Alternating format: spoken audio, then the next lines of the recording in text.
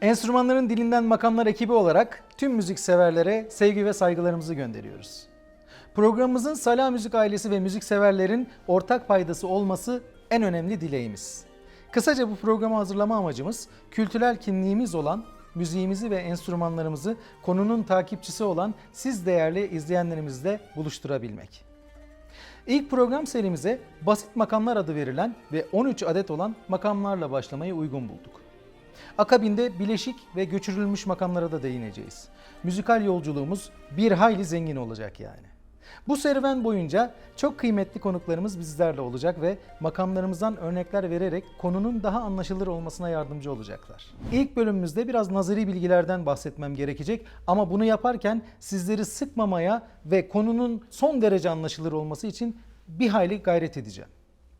Makamları daha yakından tanıyabilmek için zaman zaman Batı müziğine de değinmemiz gerekecek. Zira unutmamak lazım ki müzik evrenseldir ve farklı kültürlerin lezzetleri bir araya gelirse inanılmaz bir müzik ziyafeti ortaya çıkacaktır.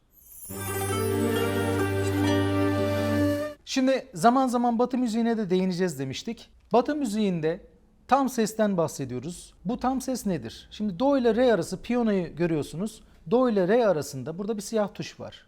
Bu siyah tuşumuz Do diyez veya Re bemol, anarmoni olan Re bemol olarak adlandırılabiliyor. Bu Do ile Re arasına biz tam ses diyoruz. Türk müziğinde ise bu seslerin arası 9 parçaya bölünmüş durumda. İşte biz buna koma diyoruz. Bu bölünen parçalara. Şimdi şeklimizi göreceğiz. Bu şeklimizde komaların hangi işaretlerle, hangi değiştirici işaretlerle ve hangi simgelerle bize aktarıldığını ve hangi harfi görünce veyahut da işareti, değiştirici işareti görünce kaç komalık bir arızanın geldiğini buradan anlayabiliyoruz biz. Koma, hemen bir komalık değiştirici işareti, diyezi görüyorsunuz şekildeki gibi, bemolü de böyle ve F harfiyle, yani Fatsa'nın F'siyle isimlendiriliyor. Bakiye koması dediğimiz 4 komalık aralık, diyezi Batı müziğinin diyezine çok benziyor, bemolü şekildeki gibi ve Bursa'nın B'si, B harfiyle isimlendiriliyor. Küçük mücennep 5 komalık bir aralık ve diyezi ve bemolü şekildeki gibi Samsun'un S'si, S harfiyle isimlendiriliyor. Büyük mücennep ise 8 komalık bir aralık, diyezi bemolünü gördünüz ve Kastamonu'nun K'si, K harfiyle isimlendiriliyor. Tanini 9 komalık, yani hani Batı müziğinde Do ile Re arası dedik ya, işte tanini buna tekamül ediyor. 9 komalık bir aralık, diyezi şekildeki gibi, bemolü de aynen öyle ve Trabzon'un T'si T harfiyle isimlendiriliyor. Artık ikilimiz var, 12 veya 13 koma olabiliyor. Bu da 12 koma olursa A'nın altına 12, 13 koma olursa A'nın altına 13 koma yazılarak gösteriliyor. Türk müziğinde bugüne kadar, doğru duyuyorsunuz, şaşırmayın sakın, 590 tane makam üretilmiş. Bu makamların büyük çoğunluğu farklı iki makamın birleştirilmesi veya bir makamın kendi yerinden başka bir perdeye göçürülmesi sonucu oluşmuş. Türk sanat müziğinde bilmemiz gereken en önemli şeylerden birisi de makamlarımız 3'e ayrılıyor. Ne bunlar? 1. Basit makamlar, 2. Bileşik makamlar, 3. Göçürülmüş makamlar. Basit makamlar. Bir tam dörtlü ve bir tam beşlinin birleşmesiyle meydana geliyor. 13 tane basit makamımız var. Şimdi bunları ismen sayacağım. Şunu da söyleyebiliriz. Batı müziği notalarla isimlendirilirken Türk müziğin farklı isimleri var.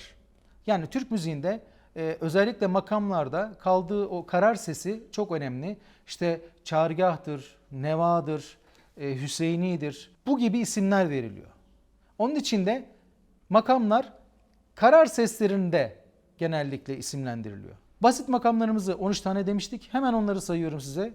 Çargah makamı, Buselik makamı, Rast makamı, Uşak makamı.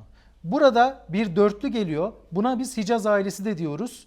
Bunlar birbirine çok benzediği için böyle isimlendiriliyor. Hicaz makamı, Uzzal makamı, Hümayun makamı, Zilgiloli Hicaz makamı. Bu dörtlü birbirine çok benzediği için Hicaz ailesi demiştik. Neva makamı, Hüseyini makamı, Karciğar makamı, Basit Suzinak makamı ve Kürdi makamı. Basit makamlarımız bunlardı. Bileşik makamlarımız, yani mürekkep makamlar olarak da karşımıza gelebilir. Bu isimle de duyabilirsiniz. Yapısında çeşitli makam dizileri bulunan bu makamlara bileşik makamlar deniyor. Bileşik makamlar karar perdesine göre 8 gruba ayrılıyor. Yani 8 grupta inceleniyor. 1. Yegah perdesinde karar verenler. 2. Hüseyin-i Aşiran perdesinde karar verenler. 3. Acem Aşiran perdesinde karar verenler. 4. Irak perdesinde karar verenler. 5. Rast perdesinde karar verenler. 6. Dügah perdesinde karar verenler. 7. Segah perdesinde karar verenler. 8. Buselik perdesinde karar verenler. Bileşik makamlardan bazılarını sayarsak şöyle hızlıca: Ferah Feza, Irak, Evç, Bestenigar, Ferahnak, Şevkefsa, Nikris, Neveser, Suzi Dilara, Saskar, Zavil, Acem, Hüzzam, Segah, Müstear, Bayati Araban, Isfahan, Nişaburek, Sabah Zemzeme, Sabah Makamı, Hisar Buselik, Gerdaniye, Acem Kürdi, Muhayyer Kürdi olarak isimlendirilmiş bunlarda. Göçürülmüş makamlar 3. ve son makam kalıbımız. Bunlar bir makamın kalıbını bozmadan asıl yerinden başka bir yere götürmek. O makamın şeddini yapmak. Yani o makamı göçürmektir. Şedd makamlar 14 tanedir. Bunlar da ismen şöyle: Acem Aşiran makamı, Mahur makamı, Sultaniyegah, Nihavend, Kürdili Hicazkar, Zirgüleli Suzinak, Şadaraban, Evcara, Hicazkar, Suzidil, Ruhnevaz, Ferah Nüma, Aşkefsa, Heftgah makamı. Son olarak yapılan bilimsel araştırmalara göre müziğin hastalıklar üzerinde iyileştirici etkileri bulunmakta. Zaten Osmanlı'ya baktığımız zaman işte Edirne'de olsun, Amasya'da olsun birçok şifahaneler var ve bunları inceleyen İbn Sina çok önemli bilim adamlarımızdan. Gene Farabi'nin yazıtlarında, eserlerinde konunun takipçileri bol bol bilgi bulabilirler. Şöyle arayabilirsiniz: şifalı müzikler İbn Sina, Farabi diye yazarsanız internette bol bol kaynak çıkacaktır ve hatta bu kaynaklarda hangi hastalığa hangi makam iyi gelir, nedeni nedir? Bu konularda da bilgiler var ama kısaca şöyle bir bilgi aktarırsam, insan vücudunda bulunan sıvıların, kanın dışında başka sıvılar da var.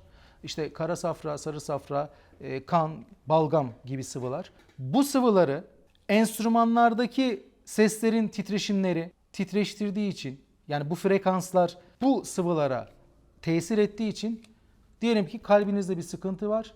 Buradaki kan pompalayan bölgeye öyle bir makam etki ediyor ki burayı titreştiriyor ve yağ çözülüyor. Ne oluyor? Kalbinize iyi geliyor. Veya beyninizde veya sinir hastalığınız var, çok sinirlisiniz, gerginsiniz ama rast makamı dinlediğiniz zaman böyle bir huşu içinde hissediyorsunuz ve rahatlıyorsunuz. İşte o beyin çevresindeki sıvıların, frekansların titreşmesinden dolayı meydana geliyor.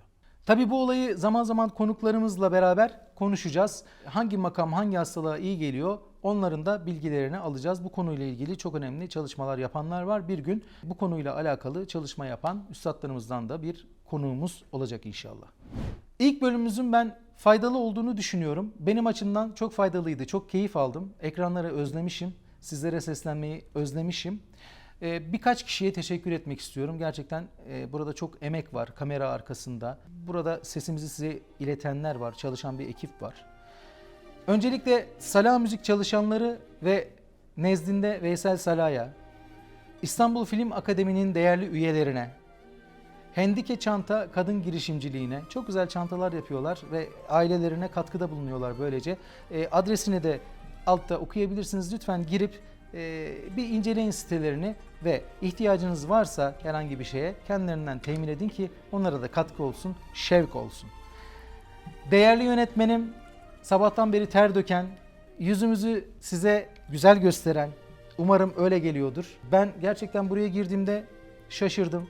Alicim dedim ya, bu güzelliğin %10'u ekrana yansırsa çok mutlu olurum dedim. Ve kameranın arkasına bir baktım ki olağanüstü bir görüntü var. Ali Gökberk Aktürk'le yeni tanıştık ama sanki yıllardır tanıyorum. Ali kardeşime, Ali Gökberk Aktürk kardeşime teşekkür ediyorum, yönetmenime. Birçok projede beraber olacağız inşallah. Behzat Azadov sesimi dinliyor şu an kulaklıkla. Kendisine sevgilerimi, saygılarımı gönderiyorum. Okan Cihangir bugün buraya geldiğinde havalara uçuyordu. Erasmus'ta Hollanda'yı kazanmış. İnşallah ülkemizi güzel yerlerde temsil edecek. Marmara Radyo, Televizyonda okuyor kardeşimiz. Hollanda'da da eğitime gidecek. Yolun bahtın açık olsun kardeşim diyorum. Abdurrezzak Biçer kardeşim sabahtan beri kahrımızı çekiyor. Çay getiriyor, kahve getiriyor. Biraz önce dedim ki Abdurrezzak, Dedim bu biraz açık mı olmuş abicim dedim. Abi dedi ya ben son derece iyi bir baristayım dedi. Lütfen dedi. Sen yanlış görüyorsun. Işıklardan öyle gözüküyor dedi. Peki Abdurrezzak. Eline sağlık bir tanem benim. Çok teşekkür ediyorum. Kahrımızı çekiyorsunuz. Efendim ilk bölüm bence çok keyifli oldu. İnşallah sabırsızlıkla diğer bölümleri beklersiniz. Bir sonraki bölüme kadar hoşça ve sağlıkla kalmanızı temenni ediyorum. Allah'a ısmarladık.